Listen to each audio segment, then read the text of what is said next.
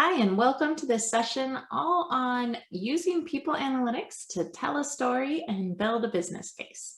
My name is Heather Whiteman, and I am a people analytics enthusiast and currently a professor in teaching areas of people analytics as well as business management and analytics case studies. So I'm very excited to bring together those worlds and share with you some insights on how you can build a business case using people analytics and even some storytelling to help you get there. As a friend of mine and a recovering CFO, Jeff Higgins says, no business case, no money. Jeff has been in the position to have to break this news to more than one individual, saying if you can't lay out a business case, you're not getting the resources that you need to put the project or deliver the outcomes that you believe are going to bring value to the organization. And so today we're here to try to fix that for you. Now, the business case for people analytics itself, it already exists. There are plenty of studies and findings that have been able to link the use of people analytics to very tangible, very real business success and outcomes. And all of those are fantastic, but for some reason, there's still a disconnect between the business case for people analytics and the business case that many people analytics professionals and talent professionals have and are able to implement in their organization. Now, in my view, this is because while the business case for people analytics might exist, that doesn't mean that the business case for your project of choice within your organization is clear and is coming across. And when I ask people, why don't you have a business case for this project or this area that you're so passionate about, I'll usually get one of three answers, sometimes a combination of all three. And what I tend to hear is that it is too hard to measure intangibles. The area that I'm focused on is too squishy or too soft. What is engagement anyway? What's culture? What is stress? How do I measure these things in a way that I could put it together in a business case? So that's the first challenge. The second challenge usually has to do with time. I usually get a response like, oh, I've been meaning to, I just haven't gotten around to it, or oh, I started, but it was taking too long. And it has a lot to do with time or efficiency in getting to the business case. And then the third one that I hear is, well, I put one together, but nobody really cared, or nobody listened, or nothing happened because of it. So I just stopped trying. All of these are very real experiences and understandable challenges. And so my goal in this session today is to give you a very brief approach that might help you address all three of these, while also helping you create a business case that's going to be very targeted at your specific project or opportunity in your specific organization. So hopefully with all these together, you might finally be able to bring that business case that really drives forward what it is you've been hoping to push forward in your organization for quite some time. So let's get into it. Now, because of these three challenges, I've decided to show you how you could build a business case in only a week. Only a week, and maybe even still fitting in some of the other things that you have to do during that week. So I'm going to walk you through a Monday through Friday plan for how you could build a business case with or for people analytics. And let's start the week out where many do. Let's start on Monday. So it's day one. You have decided that you are going to build a business case. Finally, for the first time, maybe you're going to redo one so that it's more impactful and powerful. And the first thing that you're going to want to do on this first day of the week is you are going to want to gather and combine all of the data that you can, and you want to start first with your company. So you want to go find information on your company's vision, values, mission statement, purpose, and really make sure that when you're thinking of a business case, it's going to be the business case that fits for your organization and for its goals. Then you're going to spend some time defining your project. You want to get a notepad or a tablet or a computer, however you think best, and you want to sketch out what exactly your project that you want to make a business case for will do, for whom, and by when. And put out as much as you possibly can. Don't hold yourself back. This is just day one. You need to get all of your thoughts out there. After you've done thinking about what this project could be, what it might entail, what ways it will go about being done, you want to get very specific on identifying who's going to be your audience for this business case. Is this something that you're bringing to your direct people leader? Is this something that you're bringing to another member of the organization? Will this need to go up through budgetary approvals? Will this require other individuals participating, giving up time and resources? You need to identify every person who either might be involved, might have a say in the decision, and also the ones who could be your champions, who can help this project go along. You also might want to make a little second column there for the people who might be your opposition. It's normal and healthy to have different opinions and thoughts on different projects. And so don't discount how important it is to understand the audience of the people who maybe won't agree so much with the value of your intended project. Then the last thing that you'll want to do on that is to make sure that you are aligning all of the items that we just talked about. So when you think about the company goals, vision, and values, how does that align to your project? Is your project going to connect? When you think about your different stakeholders and decision makers, what are their desires? What are their fears? And will this project connect to those? Will it help alleviate any, or will it exacerbate them? So make sure that you are drawing out a clear alignment between what you define as your project and what the company needs to meet its goals, as well as what your audience is going to interpret and take away from it.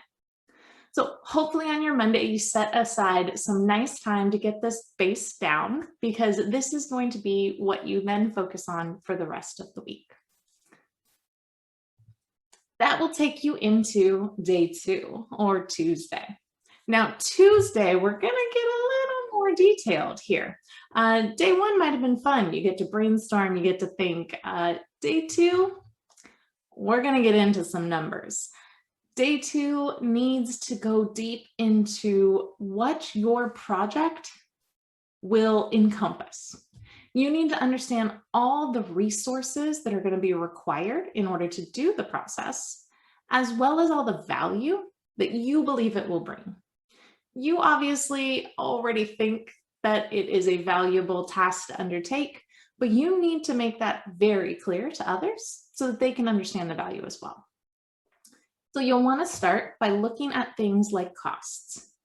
Are there hard monetary costs involved, meaning actual dollar figures and things that we can point to from a budget perspective?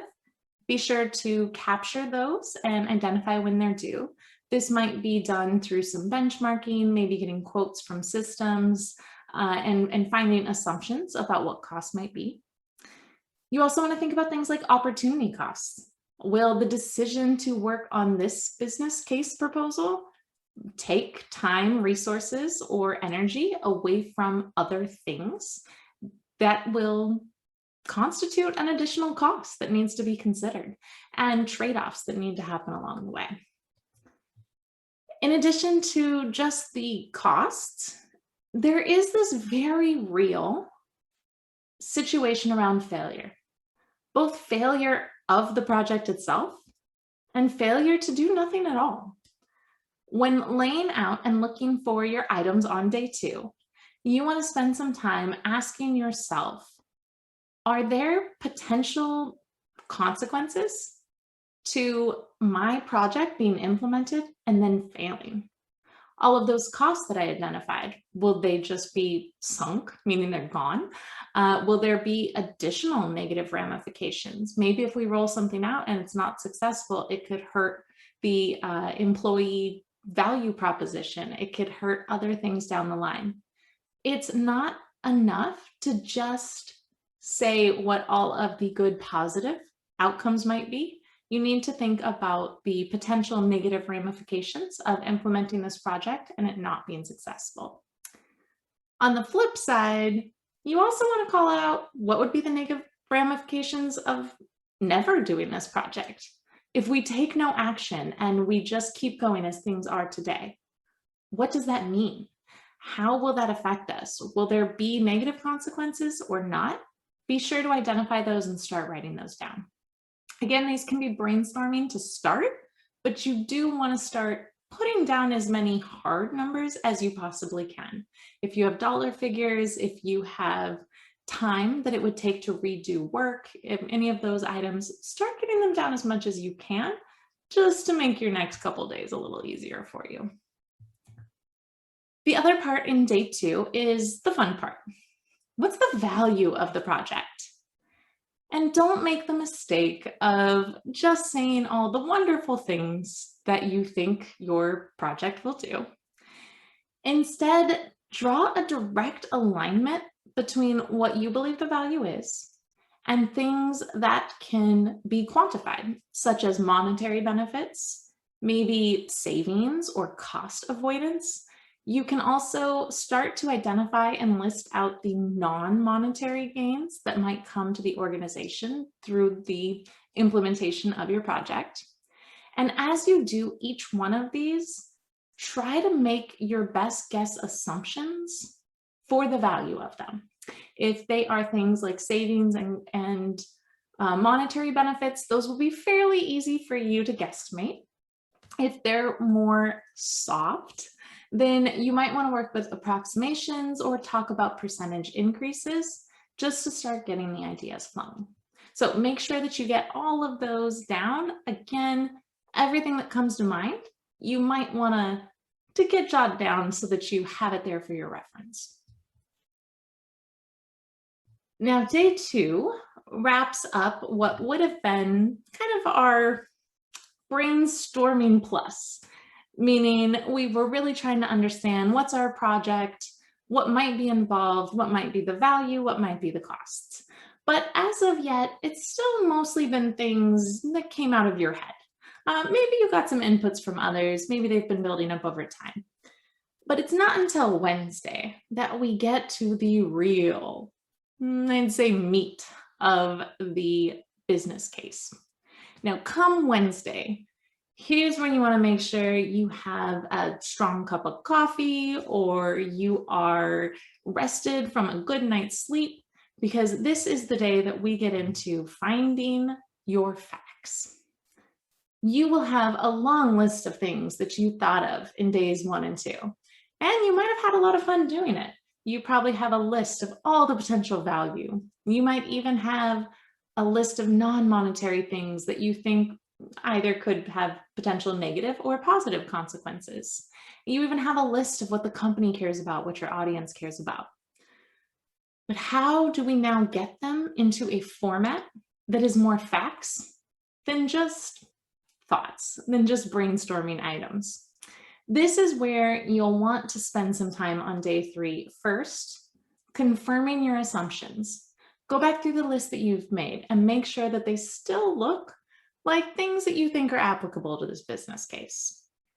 Then you'll want to put some energy into transforming the soft data, non-monetary, non-numerical values into what we call hard value assumptions.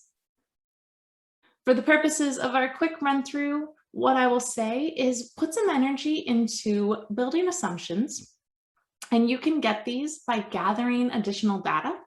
These can come from other case studies. They can come from research, benchmarking. You might find articles that can already talk to the benefits or the outcomes of what you're proposing. You can also ask experts in the company. This is a great time to use a poll and maybe ask some of your peers or other colleagues, hey, how would you guesstimate the percentage increase in efficiency if we did this, or the quality that would be improved if we did that? And get a general sense in numerical form of some assumptions that you can then work into your case and to go off of. Are assumptions going to be perfect? No.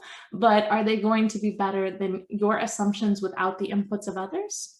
They will. So definitely try to bring in as much as you can.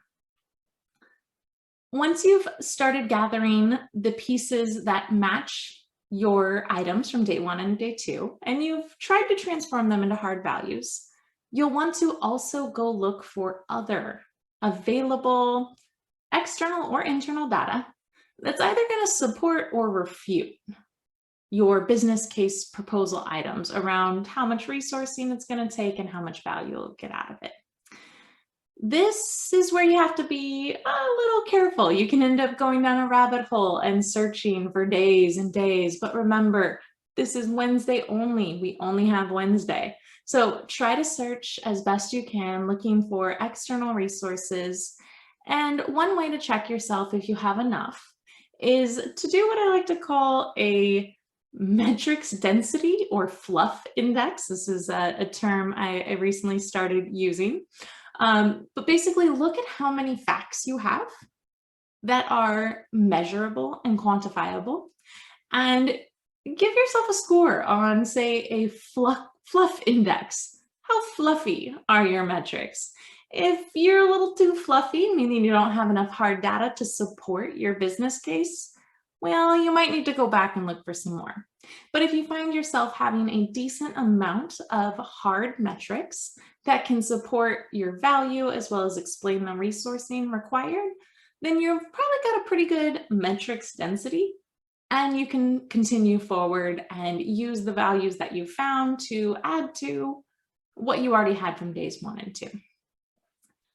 I highly recommend that if you're doing a more traditional business case, that this is also the step at which you take your facts that have now been a little more solidified, and you work to compute either a value score or something like a return on investment.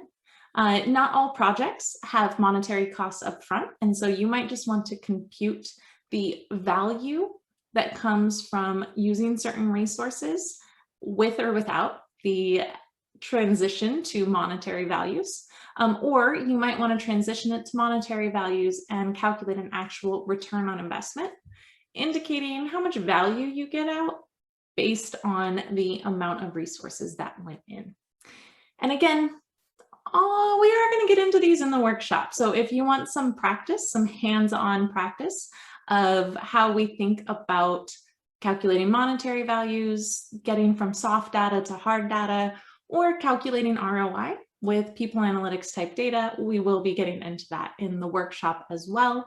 And it is something that's worth taking a moment and really practicing. Even if you know what ROI is, you might find that it takes a little bit of effort. And so Wednesday could be a hard day for many people building their business case within a week. You'll probably be spending a lot of time reworking the numbers here, rechecking your facts, and really looking at that fluff index. Do I have enough good facts to support my case? But let's say that you do have plenty of good facts. Well, then that takes you into the 4th day of our week, Thursday. Now, Thursday, you should be feeling pretty good. You might be a little tired after Wednesday, but Thursday is all about creating the plan. What's the proposal? You're making a business case for what? What do you want to have a business case to support so that you see it come about and come to fruition? This is where you need to take your assumptions from the first couple days, and you need to work them into a timeline and a resource allocation that's going to make sense. Basically, it's that plan of, so what's getting done and when, by whom? You need to lay that out so that you can answer the question of what it is that will need to be undertaken in order to get the value that you've expressed. You'll want to think about the strengths of your plan as well as its weaknesses, and also the opportunities for it to bring additional either value or outcomes, with a very cautious look as well at the potential threats. What might keep it from happening and how can it come out? One thing that does get forgotten and should be considered in the very early stages, not just after something has been approved, is thinking about how success and measurement along the way will be conducted. So, how will you know that you're staying on plan? How will you know that you're on track with this business proposal? And how will the people that you are sharing this business proposal with be able to say if this business case is worth the investment in time? How will they measure it? How will they watch it over time? And then the two most important pieces are to really nail down today. What exactly is your ask? Why are you building this business case? What do you want? Ask yourself what it is that you would need from your audience in order to make this project or this outcome come alive. Why are you building this business case in the first place? Lay that out, be as specific as possible. Make sure that you can put it into a singular question that others can act on and respond to. And then make sure that you've thought about why they will actually want to say yes to you. So what do they get out of it? What's in it for them?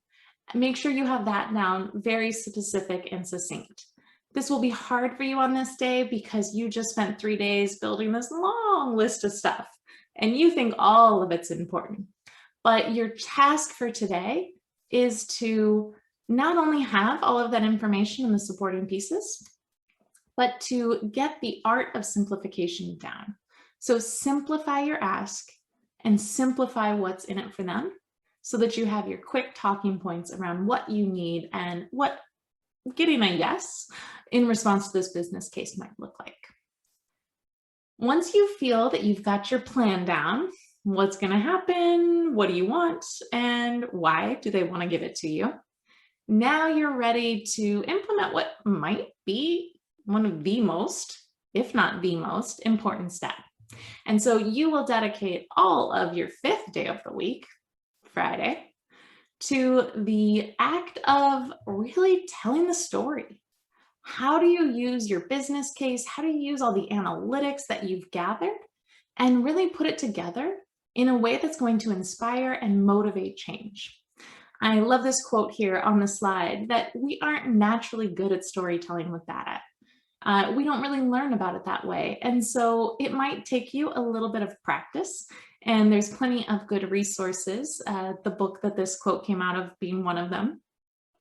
But these resources are really all focused around these notions that in order to tell a good story, in order to get a yes on your business case, in order to lead to change and action, you need to be able to know your audience. Now, the good thing is on day one, you already identified who these people were, and you already identified some of their fears and their concerns. So really think about that as you start to build your story. And don't forget, even though you spent days and even a whole fact-finding day, that a business case and a story, it's not just about providing facts. You need to put it together in a way that is going to really motivate and inspire outcomes. And because you did have all those facts, that story needs to be kept simple. It needs to focus on just the most important data. It is very likely that you found a lot of information over the week that you find exciting, but probably doesn't need to go into your story. Keep it simple, keep it clean, and try to use both inspiring stories as well as possibly nice visual or verbal or written communications as appropriate for your audience. And make sure that they're all about invoking emotion and action. And two of the best ways that you can really do that is, one, make sure that you don't bury the lead, as reporters like to say. Put your main point up front. What is this business case doing? What's its outcome? Why is it a big deal? And make sure that you have a very clear call to action.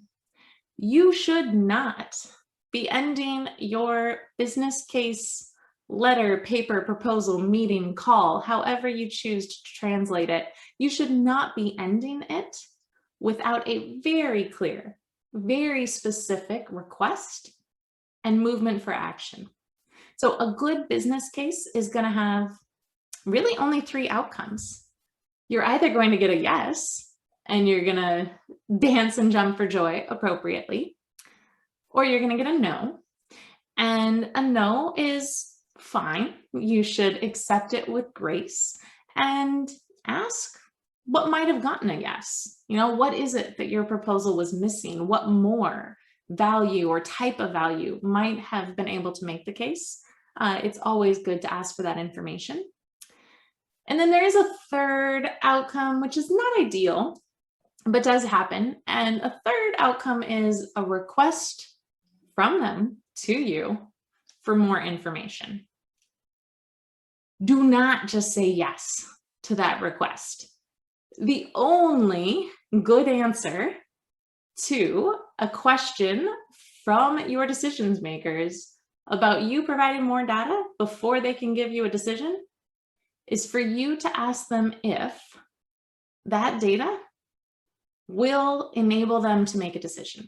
If they request more data, say, great suggestion. If I provide you that information in this way, will you then be able to provide an answer? If their answer to that is no, then ask what it will be needed in order to get to a yes or a no. So make sure that you're prepared for that. Most people aren't prepared for that I'm not sure answer. And many decision makers aren't comfortable making a decision on the spot. So when you get that I'm not sure answer, be prepared for it ahead of time and be prepared to ask for exactly what information, what value proposition will help get to either a yes or a no, and then make your only follow-up directly to meet that need there at the end.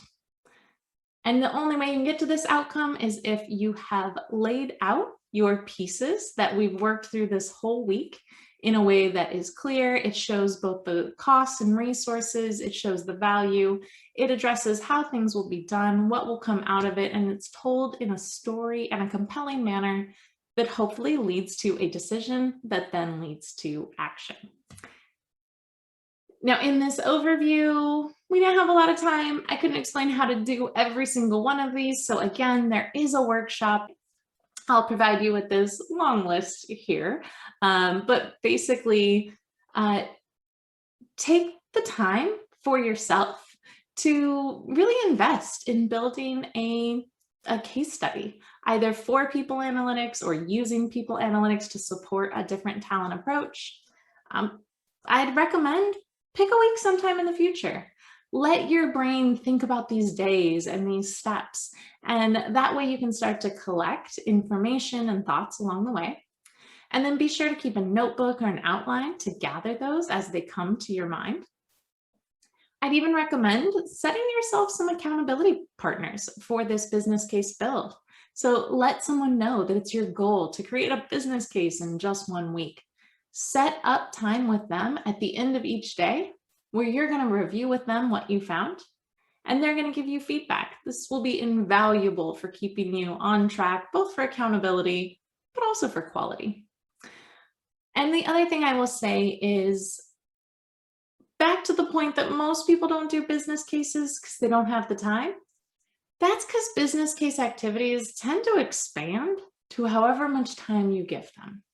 So while I'd love to recommend that you put tons and tons of time into a business case, and for many, you should, but for some business cases, having something is going to be better than having nothing. So set yourself some timers. Even if all you can devote is 2 hours a day for 1 week, set timers, set a schedule for how you'll work through each of the parts that I just laid out, get as far as you can when the timer's done, and then move to the next task. That's going to allow you to at least have some pieces down and keep it moving forward rather than it seeming too big and too amorphous to get done. And then my final sets of tips are be careful. There's some scary monsters that pop up when you do business case building. Um, One is that it sucks to put your heart into building a business case and your passion into this project that you believe is going to make a difference, to then have it be shot down. And a good business case sometimes gets met with a very firm no. And that can hurt. And it can hurt because you know there's value, and it can hurt because you know you put effort into putting it all together. But just remember, a rejection of the business case, or even maybe in the translation of some of your squishy values into assumptions, rejection of those is not a rejection of you, nor is it a rejection of the analytics capabilities. These are hard things to measure. These are hard things to put forward, and there are so many moving pieces. So don't let that stop you. Also, don't let analysis paralysis get you. You're going to feel this. Day 1 and day 2, you're going to have come up with so many great items. Day 3, you're going to want to analyze everything. You're going to want to see whether or not past data really does show that the initiative that I had in the past had an effect on some employee outcome, or you're going to want to read those studies or the case, and you might find yourself going down pretty deep rabbit holes. You're going to be the only one who's able to keep yourself accountable and try to rein in the analysis paralysis. That's where those timers can really help as well. A really, really important tip for you as you build out your business case, just remember that costs will always materialize. Value, it doesn't always materialize. So when you put together that plan, just know all those resources, all those costs, all those time that you lay out, those will undoubtedly get used up. But the value may or may not be realized. And that's something you really need to think about with your tracking and your progress and your success metrics. And your business case won't be perfect, especially in the realm of people analytics. We work with pretty hard to measure topics. And while you may not get all of them exactly right, you will be more able to align to a sound business decision with facts supporting it and with ways to track it and measure it and change throughout. So if nothing else, at least start, at least build one out. A started business case is better than no business case at all. That is for sure.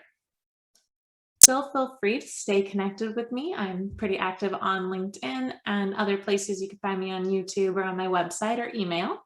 And also I'll just share some good resources, a great book on how to measure intangibles, on how to really tell stories that resonate, and then also another book just around how we can really show data in ways that are visually appealing and help to connect to a story. So I hope you will continue on and build out a business case for yourself, for people analytics, or for very important talent projects in your future career. Thanks so much.